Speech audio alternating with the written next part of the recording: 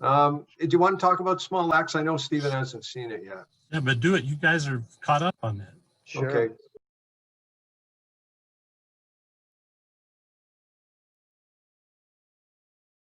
Yeah, so thanks a lot, Scott. I'm very glad I watched it. I actually just gave some I went quickly before we started this call. I went onto the Small Axe thread and rated all 5. I know Mangrove is the longest and the most ambitious. It was actually my least favorite of the 5. Really? Yeah, because it's just very straightforward, you know. It's a courtroom drama, but I love the courtroom stuff for some reason. Like it turns into a courtroom drama in the Yeah, it is. It is. Anyway, I gave the last one. I think you predicted this. The last one was my favorite. I mean, you know, I think any teacher is going to love the last one. Gave that A or A plus, and then the middle 3 were all A minuses, and then Mangrove was, like I said, B or B plus. Interesting. But, yeah, go ahead. I'll just say my ratings and then talk about it. Yeah, tell me how you my order would be education as well. I would say what's the third one called? Black, white, and blue or something? Red, white, and black or something? That's the cop. Yeah. That was maybe yes, red, white, and blue. Red, white, and blue. That was probably my second. I don't know, either episode 1 or 2 would be next. And the 4th one was at the bottom for me, but there's a few scenes in that which I absolutely loved. Like some of my favorite scenes in it were in that episode. So there was not a bad episode in it, honestly. Yeah. Like I thought everyone was completely compelling to me. And each one was so different in a way too. So they were. The 4th one was Alex Wheaton, who is right. a real author. I didn't even realize. I said something on the message where I said after I saw Miller's Crossing years ago, for the next year or two, I'd say to people, "What's the rumpus?" So after seeing Alex Wheaton, I want to say to someone, "Come, let's trot." Yeah, that's great. The guy that was always saying, "Come, let's trot." Stephen, do you need any context provided for you just about? No, I know. One question I have is, you guys have spoken of episodes, and yet I see it talked about as possible Oscar. I think for one of the episodes. Does it seem like television episodes, or can you imagine one or more of them being movies? Oh, the first one is definitely a movie. It's over 2 hours long. The others all run about an hour. Yeah. So yeah, if there are nominations, they'll all go to Mangrove for sure. Yeah. There's no overlap, is there, Scott, between any of the episodes? Like in no, terms I don't of think character. no, there's no recurring characters, and I think every single one is based on something real. Like I don't know if they took liberal. I think Mangrove is pretty true to the happened. And Mangrove is for sure. Now Lovers Rock. Okay, so Lovers Rock would be one where I don't know if any of I don't know if it's based on real people or not, but I think that the reality of that one is more just an account of that scene and that music. So that one's maybe a little different. But I think the other 3, like I know the Alex Wheaton one. I'm pretty sure like the riots and stuff, that's, obviously the riots are right out. Well, Alex Wheaton was real. Alex Wheaton, sorry. I was thinking, what's the one about the cop? Like, I think even that is based on a real story. And there's that one musician on the sideline. And I was mentioning this to you and Tim recently, that they talk about this guy's name is Lee or something, and it's L-E-E. He's got 3 E's in his name, which is weird, but he's actually they mentioned towards the end of the episode, and he ended up being in this band Imagination, and they are a real British funk band. And I looked them up, and that was the singer's name. And I know I've always known one song by them. Chuck Eddy actually is a fan of them, actually.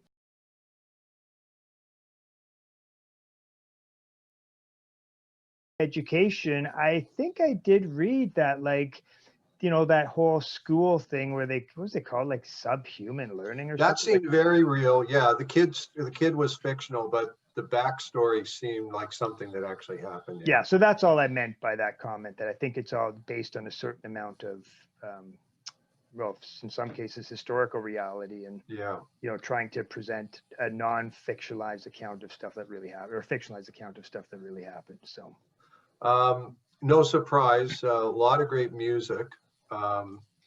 The one in education, I just loved the Small Faces, Lazy. Oh yeah, Lazy Afternoon, right? Yeah, I think, is it Lazy Afternoon or Sunny? Yeah, one of the, No, it's Lazy Afternoon. Lazy. lazy afternoon, and those kids going at it on the bus. I discovered a song. I spent a day, or not a full day, but like an hour trying to track down this song on playlists. And it was not included on playlists, and it was hard because the chorus was different than the song title. And somebody on message board was able to What episode? lead me to it. Lovers Rock. It's by a band called Inspiration, I think.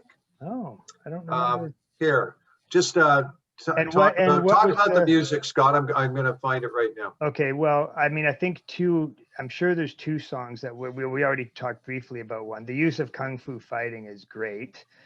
Just comes out of like, it's very unexpected, and yet it makes perfect sense the way it's used. And it reminds me of a few other scenes in some movie. Like it had a little bit of almost, dare I say, a Boogie Nights feel a little bit, right? Like completely different sort of scene or whatever, but just the way it erupts into this great dance scene.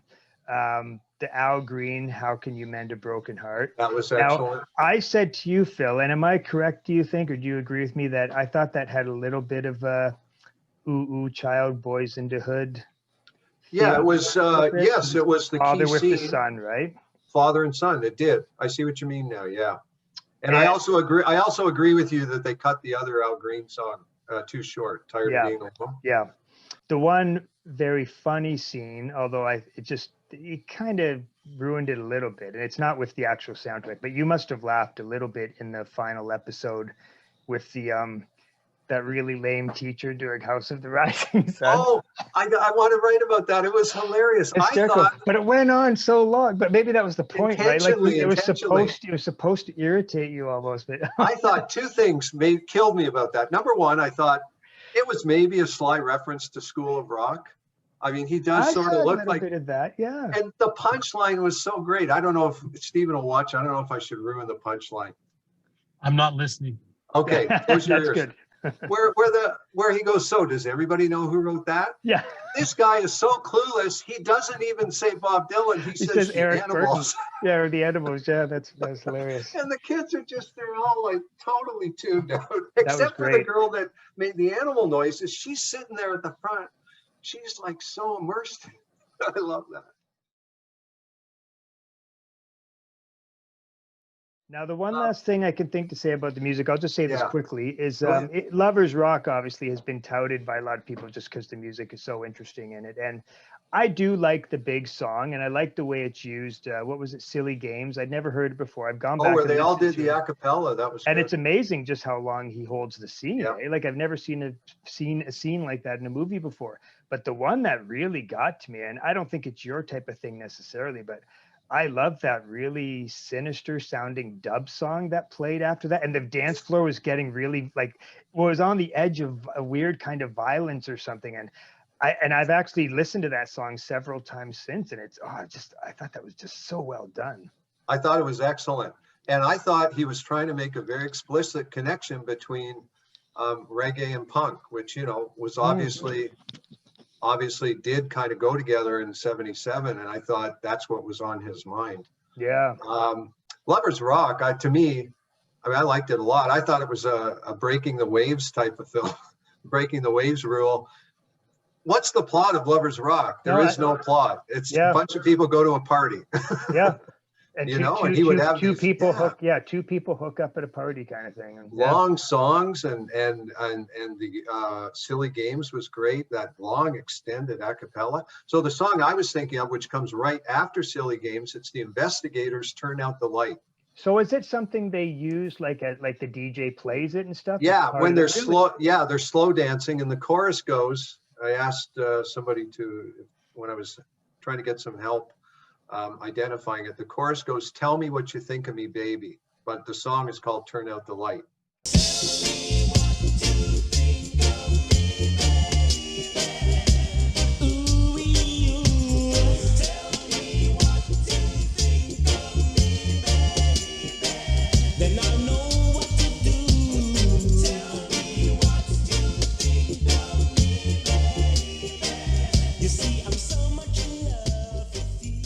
I'm just going to read a very short comment that you remember that guy Tracer Hand? He wrote this about Kung Fu fighting, and I really like this.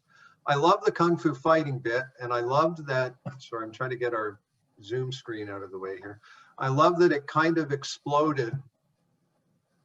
Ah, damn it. Okay, there we go. I love the Kung Fu Fighting bit, and I love that it kind of exploded my personal cliches around that song. That it's a song for lame white dads to dance to in the 80s, or for ironic hipsters to dance to anytime after that, with the unspoken, brackets, racist assumption that those ironic hipsters were white. Now, all of that can be true, but those milieu can coexist with Black Londoners also loving it and being funny with each other about it all at the same time. Yeah, that's great. So I thought that comment was very good. Yeah, and Kung Fu Fighting's a kind of interesting song in that way because it's, you know, obviously totally a K-Tel song. And even in the 70s, I mean, you know, at age 10, I just was aware that this is just like a completely goofy novelty. But then for some reason, at some point later in my life, I really started to like that song. Like, Is that exactly the same thing? like realistic. It was like every Yeah. time I hear it, it's not like I listen to it all the time, but anytime I've heard it, like it really holds up as a great single. I mean, it just sounds so good. And yeah, it's got that racial element, which maybe makes you a little uncomfortable now. Yeah. Like, and there's that whole, you know, there's a whole series of Asian related themes in Western pop music that is a little bit annoying at times, to say the least, and cliched. And I don't know if I call it racist, but I mean, even the New York Dolls go there, right? With Yeah. what's the song they do on the second album about Charlie Chan and stuff? Like, Well, there's a few. There's It's a Bad whole- Detective. There's Stranded in the Jungle. Yeah. There's stuff all over that album that you know, would be difficult to get rid of. but and like Turning Japanese and stuff, where you know they always bring in the da da da da da. The turning point for me with Kung Fu Fighting was you saying we should put it in the discography for I Want to Be Saved. Really, I don't even remember that. Yeah, seriously. Wow. And I loved in the movie where as soon as it starts up, they all look at each other and they're kind of laughing at themselves. They've all got dance moves all worked out. They're doing them in slow motion. Great scene.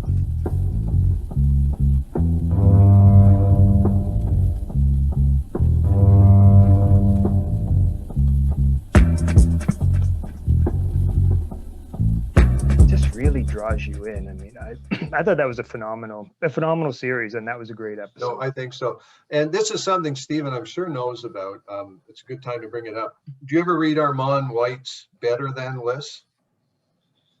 I read Armand White sometimes when I forget I hate him. Yeah, I know. He can be he's especially unbearable right now. He's writing for National Review. He does these, I mentioned briefly in the book, he does these better than lists every year where he plays one film off against another. Mhm. One of them is very critically acclaimed, and then he'll say, this film is better than, you know, this other. It sounds like him, yes. So this year he had, you know, and the thing I hate about the list, and I hate it even when I agree with him. That's the thing. He had a bunch of films on there on the wrong side of better than. And I said, yeah, I don't like that. I don't like that either. But he says things that are tailored to the National Review audience. So sure enough, he had Small Axe on there as he put Small Axe together with a film I didn't like that Stephen liked, The Trial of the Chicago 7. And I just told you I wasn't crazy about Mangrove. So here I agree with him, but it's so predictable. He put both films down, and then he mentioned some obscure, I shouldn't say obscure, but another foreign film I hadn't heard of. And then he put down Mank, and he put down, you know, you can name almost any acclaimed film from this year, and he put it down. He does that. That's what he does. That's his Yeah. stick.